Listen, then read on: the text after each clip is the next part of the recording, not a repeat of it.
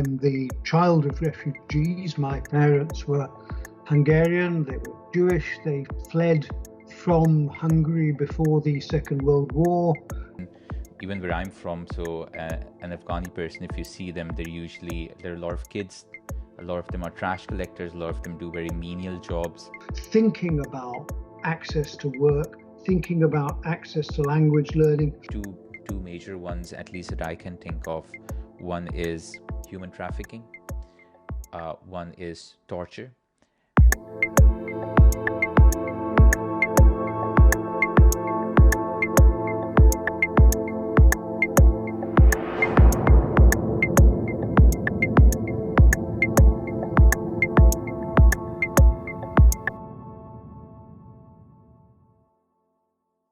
Hello and welcome to the Nirvana Principle Show. This is a mental health radio show and I'm Dr. Hassan Mallick. I'm a psychiatrist based in London. I'd like to wish you a very happy new 2023 and I hope this year brings only good things for you. I've talked about refugees in the past using music in the Collective Conscience series on Melodic Distraction Radio, and we've been talking about trauma in the previous episode, and I think today's topic, which is refugee mental health, is a good follow-on from there. Just a heads up that we're going to be talking about things like human trafficking, torture, and some of the things might be difficult for you to hear, so please feel free to check out one of our other episodes. Before we begin, both myself and my guests are part of organizations. However, any views we express today are part of our personal opinion, and what we talk about is a general discussion. You shouldn't think of it as specific medical advice. Last but not least, I'd like to give a shout out and thank you to the research team behind this episode, in particular Dr. Ali Salim Mangi from Karachi and Dr. Shahryar Azim from the Republic of Ireland. My guest for today is Professor Cornelilus Katona. He's also a psychiatrist. Officially, he's an old age psychiatrist. He also works with the Helen Bamber Foundation, which is a charity which advocates for human rights for asylum seekers and refugees. He is also involved with the Royal College of Psychiatrists. He's the lead on refugee and asylum mental health. Recently, he's also part of the Wolf Foundation as part of the Commission of the Integration of Refugees. Lots of titles, and he is someone who has a wide breadth of experience both as a researcher as well as a clinician and advocate. However, today he's here, he's taken his time out and he's speaking in a personal capacity, and I'm keen to share with you his knowledge, and we're going to talk about the different dimensions of the mental health of refugees and asylum seekers, and also touch a bit about the toll that it takes for caring for individuals with mental health problems or conditions on psychiatrists and other professionals. Hello, Cornelius. Hello. And thank you for taking your time out today. I've told a little bit about you, but can you tell me what your journey's been like? How you reached where you are today? Was refugees and asylum mental health, were those things that was always something you were interested in? I'll give it a try. I've wanted to be a doctor since I can remember, and I became interested in psychiatry and mental health as an undergraduate in Cambridge. I had an opportunity in my third year as a medical student to do a year not doing something fully related to medicine, and I did a year of social psychology, and I found it absolutely fascinating, and that sort of led to my commitment to working in mental health. Having said that, I suppose looking back, my personal commitment to refugees stems from my own background. I'm the child of refugees. My parents were Hungarian, they were Jewish, they fled from Hungary before the Second World War, had very different but quite complicated journeys to get to the UK, which offered them sanctuary. And looking back, I guess that must be a large part of the reason why I've ended up working in this particular area. But for most of my professional life, I was a full-time academic working in old age psychiatry. I started dabbling in refugee and asylum mental health as a volunteer visitor in a detention centre. I then started being asked to write expert reports in the refugee and asylum context, and the momentum grew, and it's now become my full-time work. We'll go for a short break and we'll be back and we'll talk about the lingo and how kind of understand the language of talking about refugee mental health and the kind of terms that are thrown around or are read. And later on, we can talk about what you mentioned, complex post-traumatic stress disorder and the different mental health conditions in refugees. Just doing some research about the show, there were quite a few terms which I read about. Some people called it refugees. There's also asylum seekers. What is the correct term to use, or are these are these distinct categories, or are they all part of the same narrative? I think there are lots of terms used, and the problem is that some of the terms have fairly precise legal definitions in UK and in international law. Some of these terms are also used with, if you like, political or emotional content, sometimes criticizing people for being whatever they might be, asylum seekers, migrants, whatever. So I think that for me personally, it's easiest to think about the notion of people who seek sanctuary or protection and people who are granted sanctuary or protection in another country. But we need to remember that there are huge numbers of people who are displaced. Some are displaced within their country, some are displaced to neighboring countries, some are displaced much further. There are people who seek protection, seek recognition as needing protection in a new and host country. There are those who are granted such protection, and they are often termed refugees, though in fact some will be granted a different form of protection, human rights protection, as opposed to protection under the framework of the Refugee Convention. So the terms are, I think, they're overlapping, they're not always helpful, but the concept of needing protection, seeking protection, being granted protection, or sanctuary as an alternative word for protection, I find that a bit more helpful in my own thinking. I mean, migrations has been going on since forever, whether it's back in the day in our early ancestors going, let's say, from Asia to Europe, or early civilizations where I'm from in Pakistan. So Indus civilization was one of the first ones, and people migrated out. Again, the same example. You gave the example of your parents seeking refuge in another country during World War II. I think things were a bit more clear then, where there was much more distinct things, where there was the Allies and the Axis, or there was Pakistan, India, there was Muslim and Hindu, and you kind of knew where you wanted to go. Can you tell me a little bit about the modern world and the contemporary world? How would someone choose where to go? I know you don't want to be where you are, but what do you decide, or do you think the UK in particular, for example, or the West, if that's not too broad a term, is generally where most people migrate?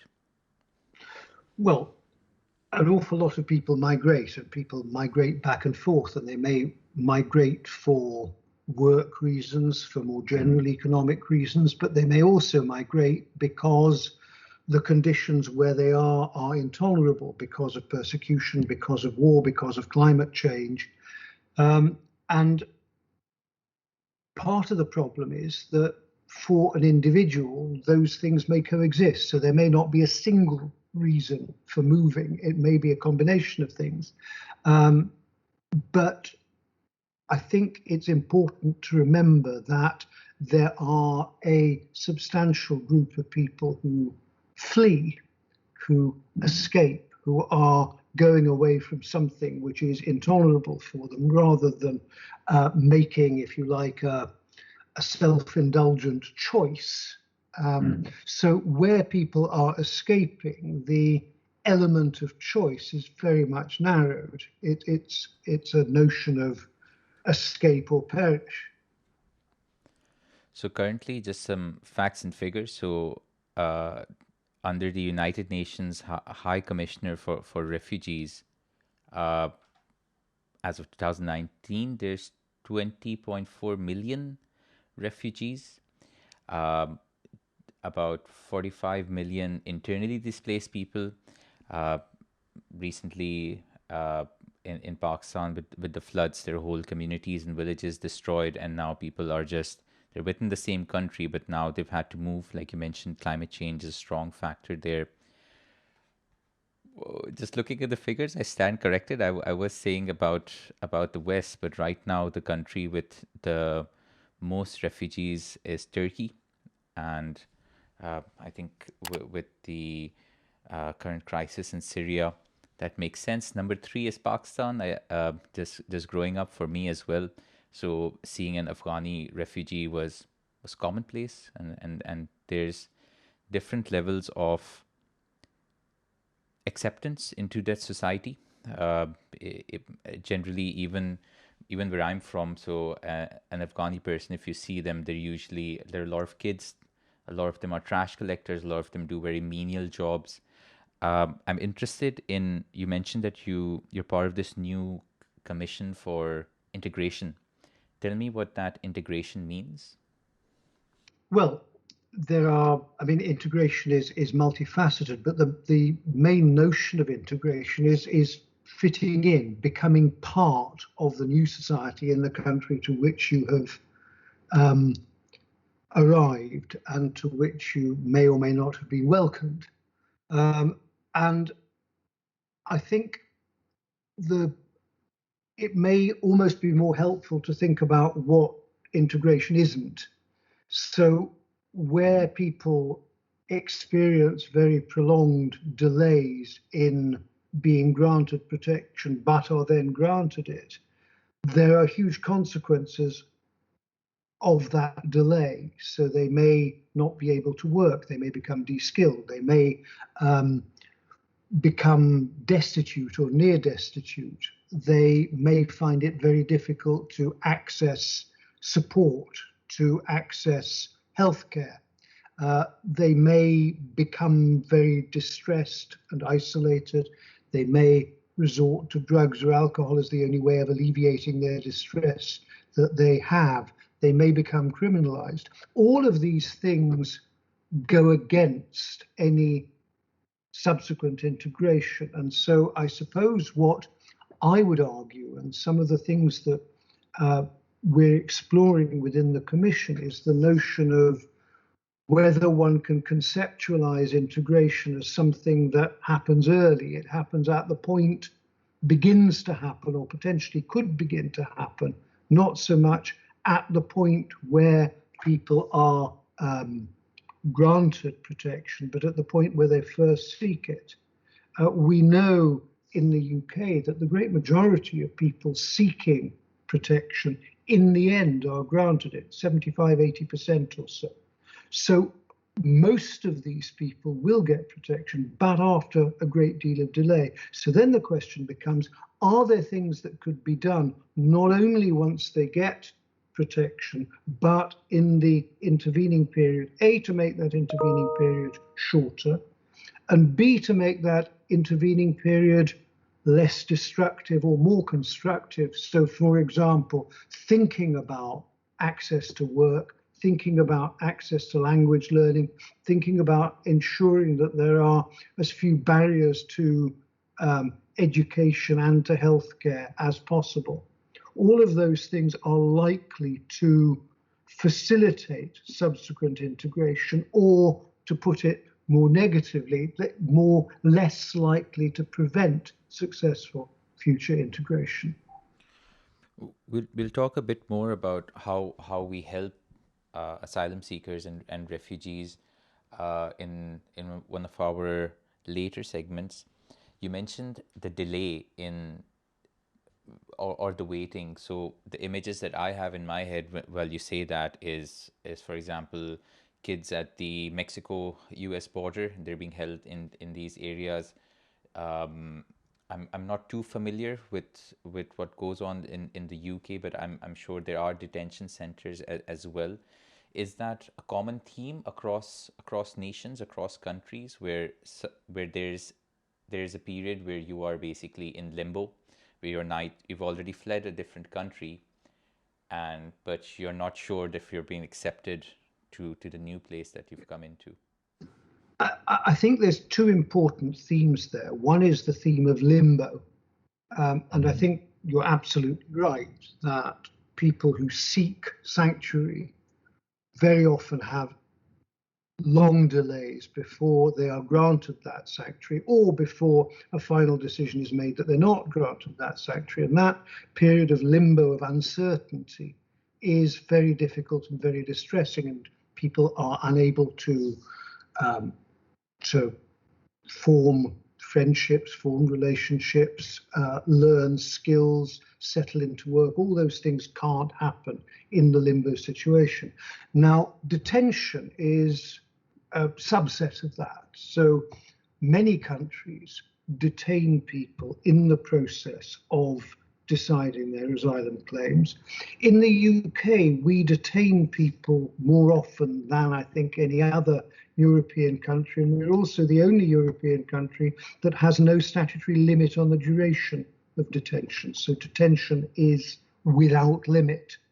And although many people are only detained for relatively short periods, there's a substantial minority that are detained for 6 months, for a year, even for several years.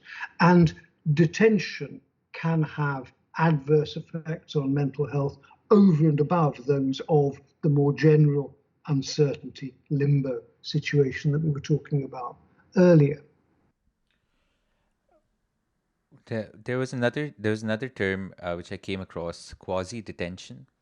Can you tell me about that? Is that what you're talking about, where there's being in limbo? What does that term mean? Okay, well, I was talking specifically about detention, where people are locked up in situations which are very similar to prisons, although the function is purely administrative to process their claims, as opposed to the multiple functions such as punishment and deterrence and rehabilitation, which prisons have. So none of those apply in immigration detention. The term quasi-detention has been used in the last few years for the institutional and irregular accommodation in which a lot of asylum seekers are placed.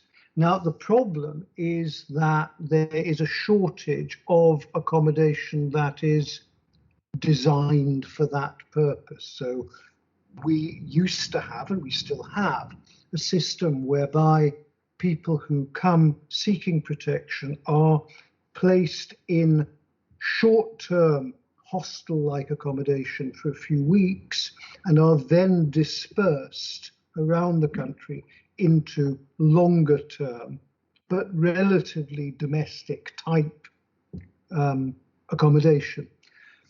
That is all full, and it's full mainly because there's a huge backlog of asylum claims for a variety of reasons, partly to do with the pandemic, partly to do with increased numbers of arrivals in the last year, particularly the people that have arrived on small boats who've been very much publicized, but partly also because the Home Office has found it very difficult to process the large number of claims that were not dealt with during the pandemic. And so there is a huge backlog. There's a much larger number than in the past of claims that have been undecided for 6 months or for a year. And so that means that standard, normal asylum accommodation is full, and that other solutions have been found. And those are places like disused army barracks or hotel accommodation, which are relatively closed, relatively isolated from the community, and relatively institutionalized. And so those are sometimes known as quasi-detention. Sorry, you mentioned institutionalized. What does that mean? Well, people don't live in domestic circumstances. So if, for example, you are in a barracks in a dormitory, or if you're in a hotel in a single hotel room, but there's no communal space, and where you're monitored going in and out, that feels much more like an institution than a home. So the picture I'm getting, and just doing some research for the show, the kind of literature I was reading, a lot of work has been. I mean, I feel this is a complex topic, and there's a whole narrative about just being in a different country, whether that's by your choice, whether you're a migrant seeking a job or you're a refugee. But a lot of the work and a lot of the mental health problems in particular are in detention. That's where the kind of the suffering increases. Would that be a fair statement? I would agree with that in part. I think there is a wealth of evidence that refugees have higher rates of mental illness, and in particular some mental illnesses, than the population in the host country or the population in the country whence they came. And the particular high rates are of post-traumatic stress disorder, complex post-traumatic stress disorder, and depression. We also know that, and this is from multiple studies in many, many countries, that people who are detained while their asylum claims are being determined or preparatory to their being removed from the country, those people have yet higher rates of depression, of post-traumatic stress disorder, and also higher rates of deliberate self-harm. So there is an increased rate of mental illness in detention compared to that in refugees and asylum seekers as a whole, which in turn is higher than that in the rest of the population. Is there a protocol or some kind of avenue where, at least, for example, we can talk about the UK in particular, that these problems are addressed?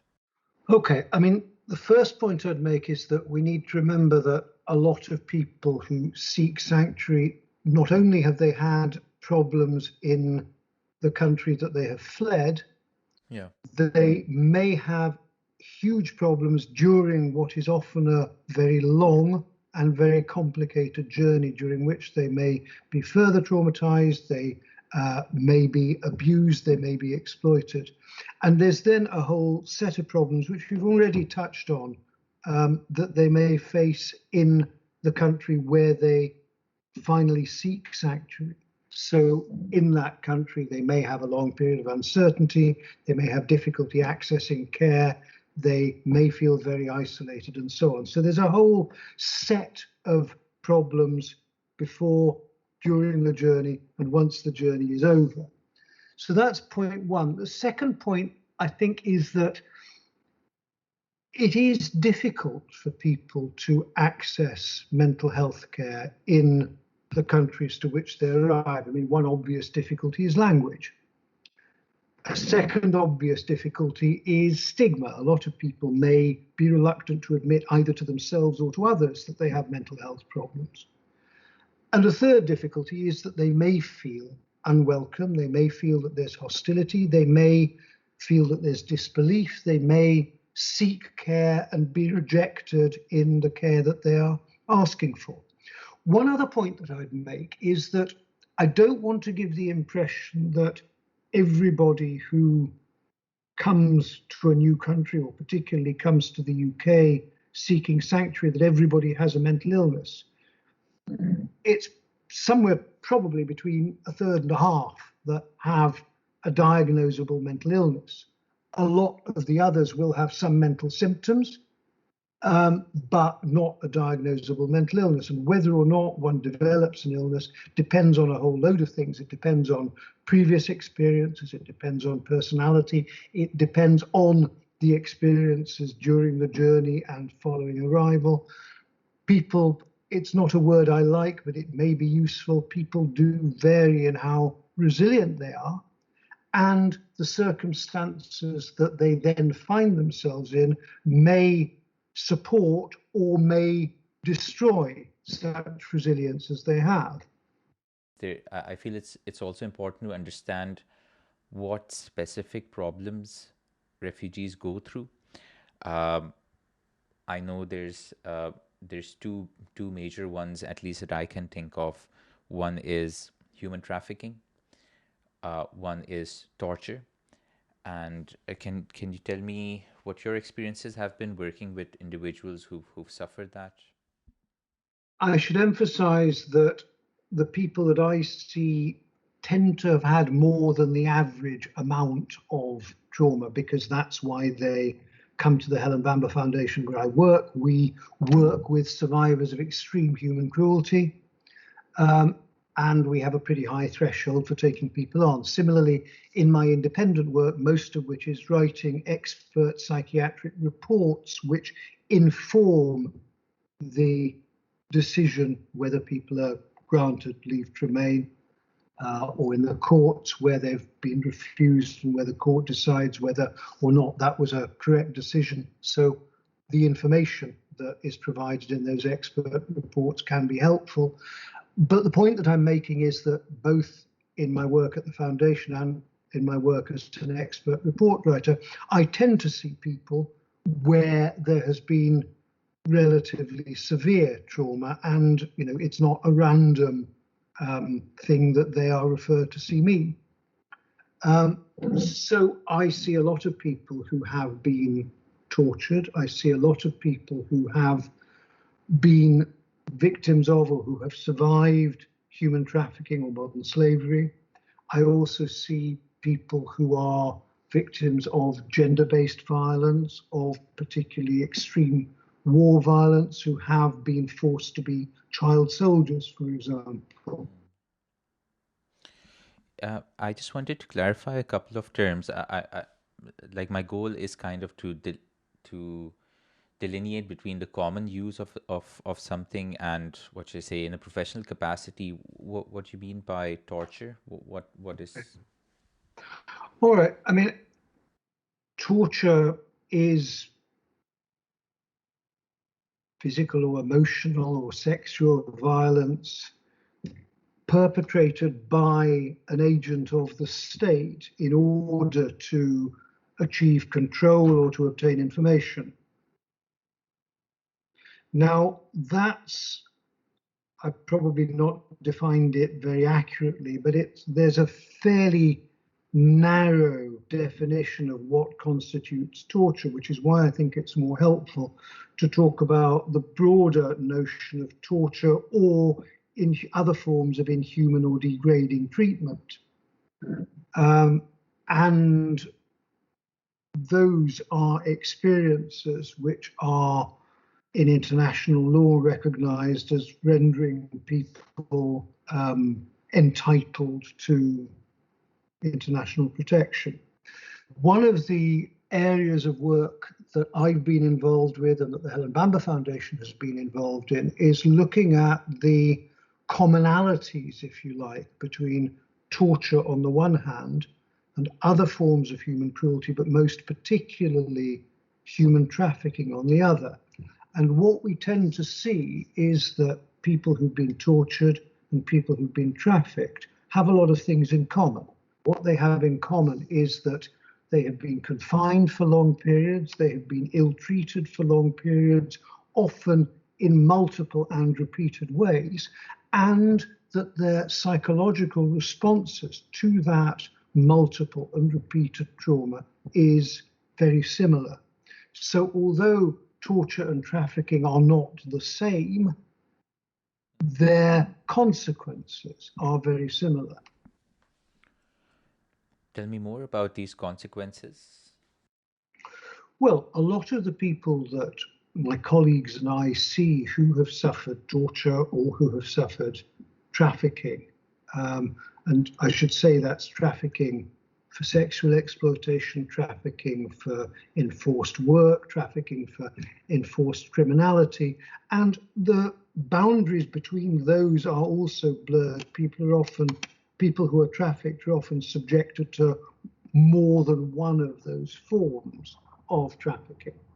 So those people who've been trafficked, those people who've been tortured, very often have post-traumatic stress disorder, by which I mean that they have intrusion phenomena. They have intrusive thoughts that they can't get rid of. They have nightmares related to their past trauma. They sometimes have flashbacks as if the trauma was happening again in the here and now. They may see or hear elements of that trauma or feel people touching them. They may have avoidant behaviors. They may try and distract themselves from their intrusive thoughts. They may avoid reminders of their trauma. For example, people who've been trafficked for sexual exploitation, women who've been trafficked may avoid all contact with men.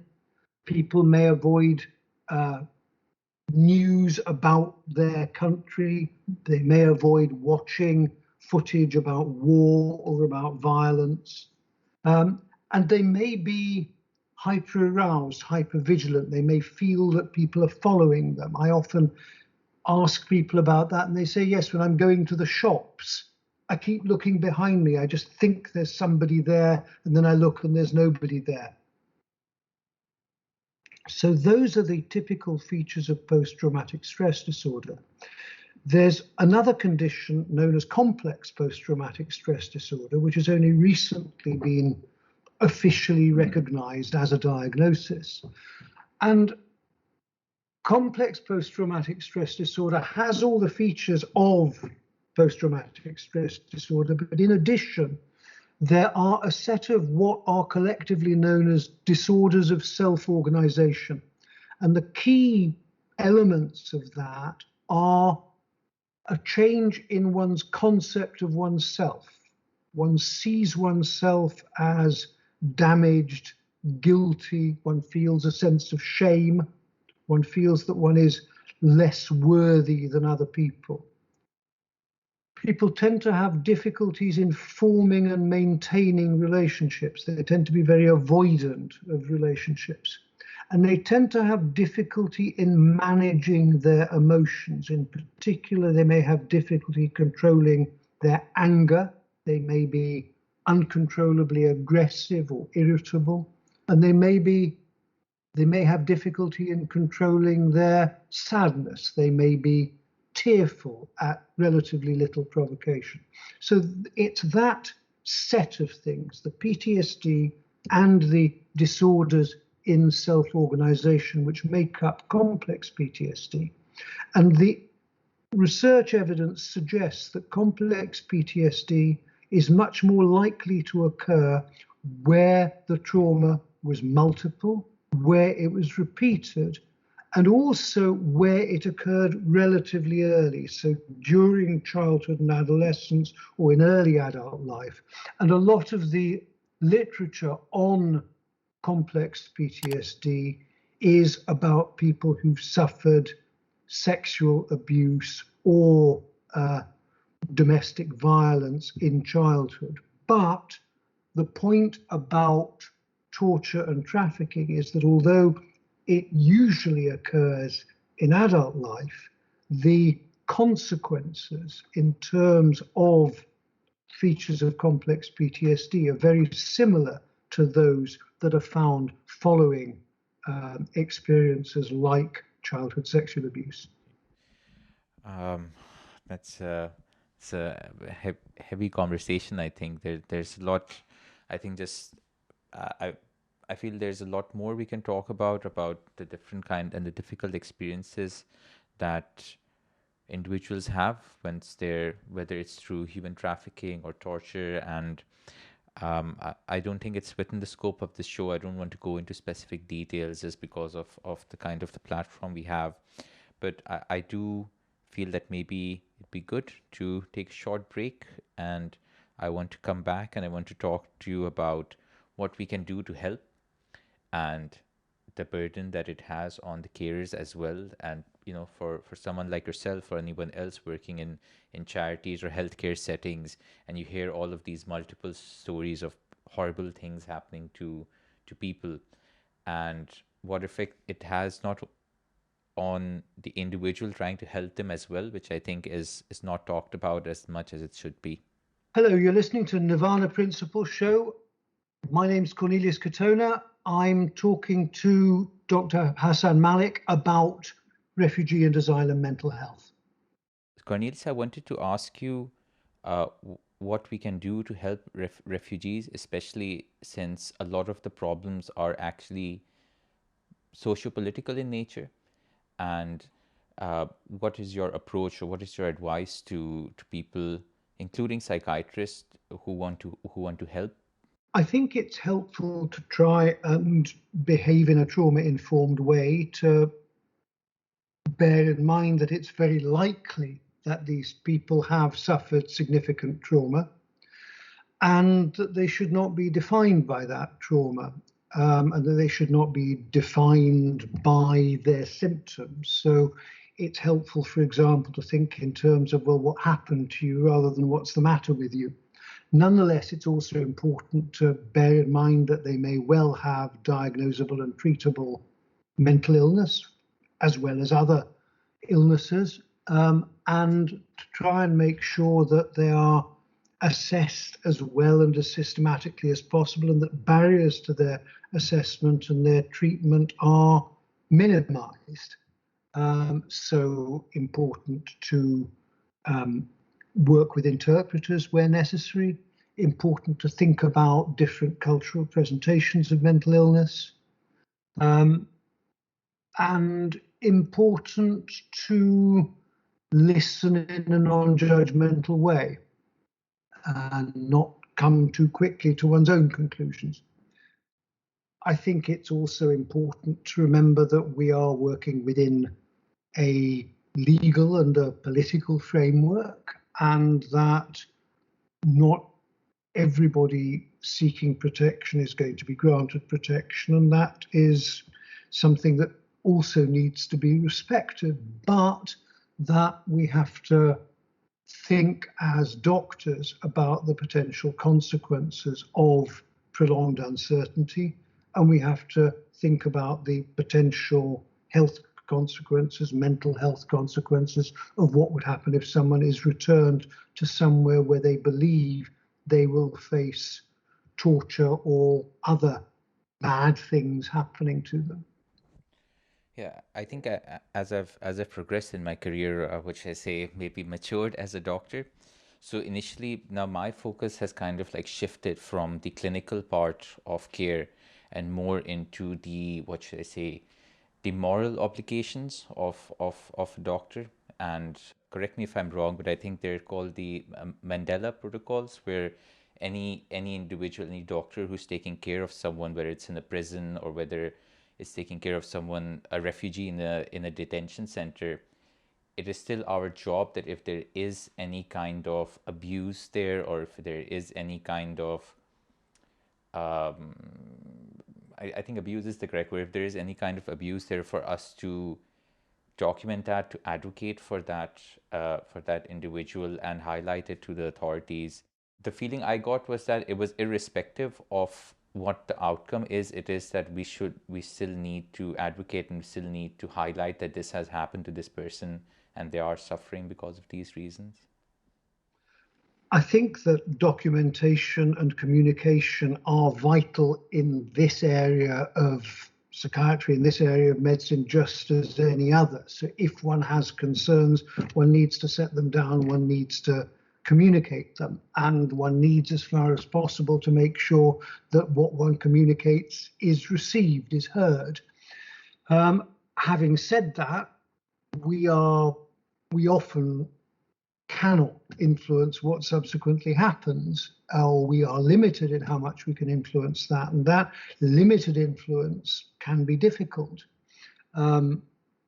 We also may find ourselves in situations where we are so concerned about what is happening that we have to do something that is actually or equivalent to whistleblowing. And whistleblowing is a difficult thing to do because it can have consequences for oneself. I mean, this is entirely outside of the refugee and asylum context, but there's been a lot of publicity in the last few weeks about what happened in the, as I understand it, in the Hospitals Trust in Birmingham, where a very large number of doctors who whistleblew were then reported by their employers to the General Medical Council as a sort of punitive measure to prevent further whistleblowing. Now, that seems to me as an individual to be an absolutely terrible thing, and to highlight the fact that, you know, we have a responsibility where it is necessary to do so. We have a responsibility to call things out, to whistleblow.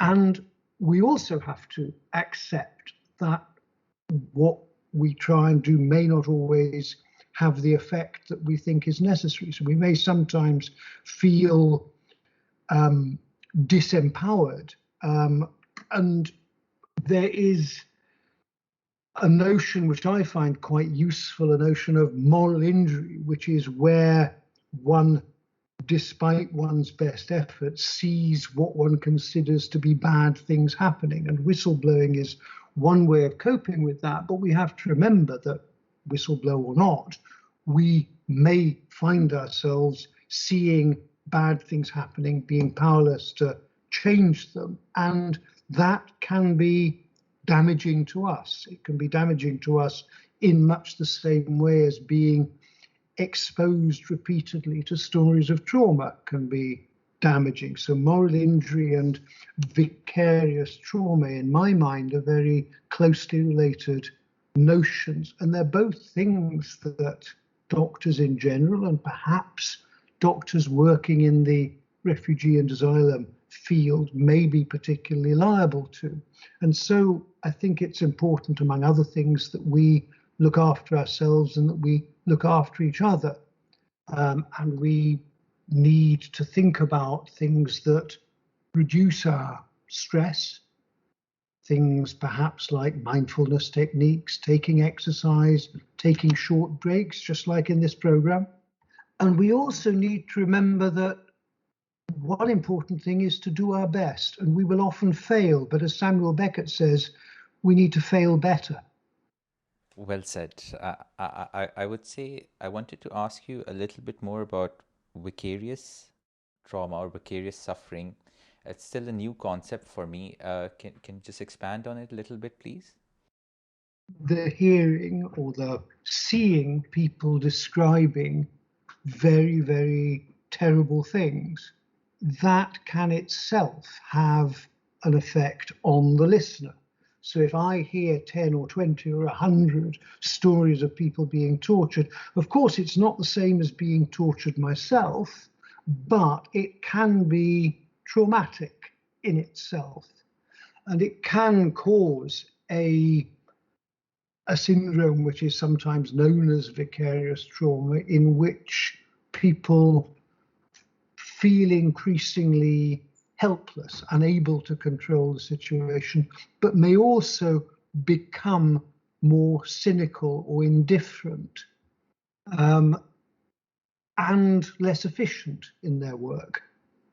And so I think that we as individuals, and in particular as individual doctors, or you and I as individual psychiatrists, we need to be mindful that that is a risk for us. But I think it's also an important thing for organizations to remember that people who are exposed to multiple terrible things, and it's not just things like torture or trafficking, it may also be doctors in accident and emergency departments who see multiple accident victims, multiple people with horrendous injuries. That can be vicariously traumatic in the same way. They are not physically injured themselves, but they are affected by seeing and hearing those injuries. So we need to look after ourselves. Our organizations need to support us in doing that. So, for example, time needs to be set aside for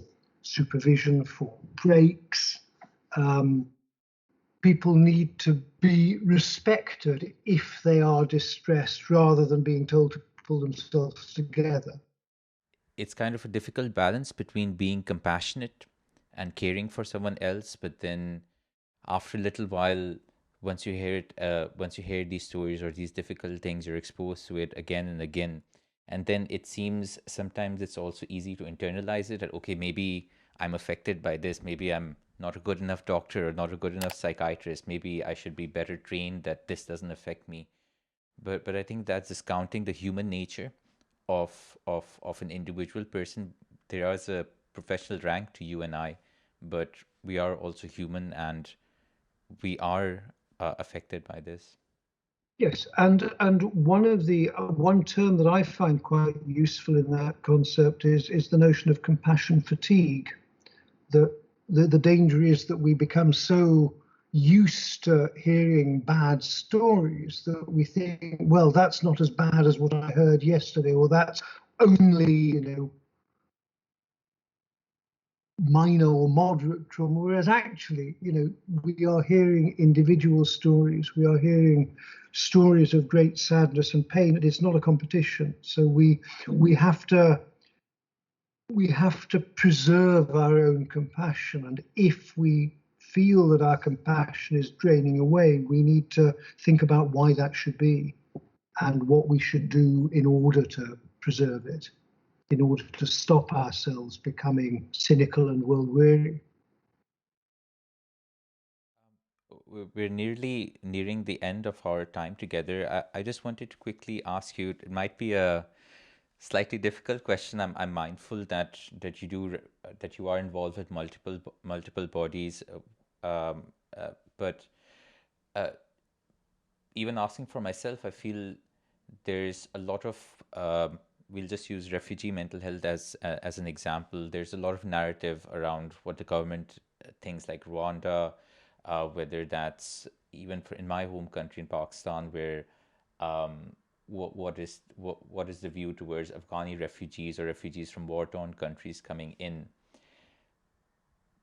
Any advice for someone? What is the viewpoint for a professional? Because I think it would be naive to think that the socio-political atmosphere or the politics don't affect our healthcare, whether it's how much budget there is for something or what are the new guidelines for something as per the government's rules. Any advice for those who are working in this atmosphere? Well, I think that it's important for us all to remember that we are working with individuals.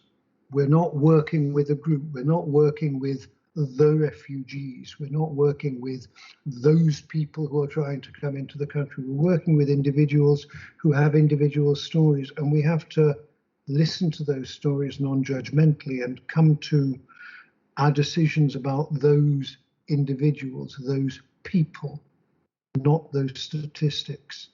And so the more we think about people and not numbers, I think the easier it is to remember their humanity and maintain our own. So that's about it for our time, Professor. I know this is a very vast topic, so thank you for kind of sublimating it for myself and the listeners as well. Thank you so much, Dr. Mallick, for inviting me. It's been a real pleasure. Thank you all for listening. It's been a pleasure working with you. I hope that this has helped inform and inspire you. It's certainly been a pleasure for me. Sometimes guests they leave their Twitter account or something, any social media, anything you want to promote or want to share. Well, I would really like people to be aware of the work of the Helen Bamber Foundation where I work. I'd like people to be aware of the work of the Commission on Refugees, which is working over a time-limited period. We should finish our work and come up with a report and recommendations by the end of next year, and we will very shortly be launching a call for evidence, and anybody who wishes to submit to that is welcome to do so. So please look at the Helen Bamber Foundation website. We'd be delighted if you could contribute. Please look at the Commission on Refugees website. If there's any information, any knowledge, any insight that listeners would want to offer, please feel free to do so. We're there to listen. It's going to be goodbye from me and Cornelius, and we'll meet again next month, same time on Melodic Distraction Radio.